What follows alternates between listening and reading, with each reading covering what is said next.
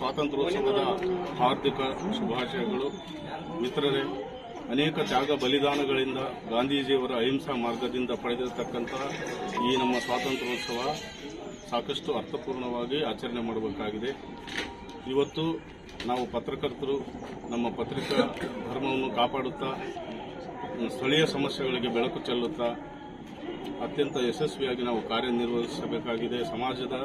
ಸಮಾಜಮುಖಿಯಾಗಿ ಸಮಾಜಕ್ಕೆ ದಾರಿ ತೋರಿಸುವ ನಾವು ಇತ್ತೀಚಿನ ಒಂದು ಗಂಭೀರ ಘಟನೆ ಅಂದರೆ ನಮ್ಮ ತುಂಗಭದ್ರಾ ಜಲಾಶಯ ಸುಮಾರು 70 ವರ್ಷಗಳ ಆಗಿರ್ಬೋದು ಅದು ಡ್ಯಾಮ್ ಕಟ್ಟಿ, ಆದರೂ 45 ವರ್ಷ ಗೇಟ್ ಬದಲಿ ಮಾಡಬೇಕಂತೇಳಿ ತಜ್ಞರು ಹೇಳ್ತಾರೆ.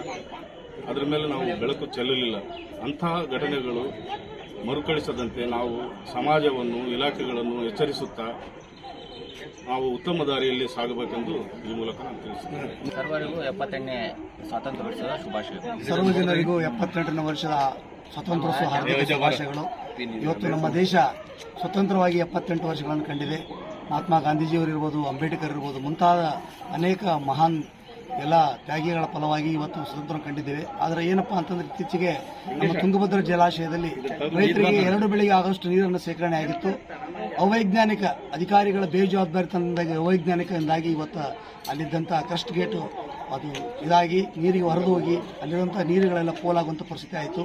ಈ ರೀತಿ ಆಗಬಾರ್ದು. ನಮ್ಮ ದೇಶ ಭದ್ರತೆ ಸುಭದ್ರತೆಯಿಂದ ಮುನ್ನಡೆಯಬೇಕು.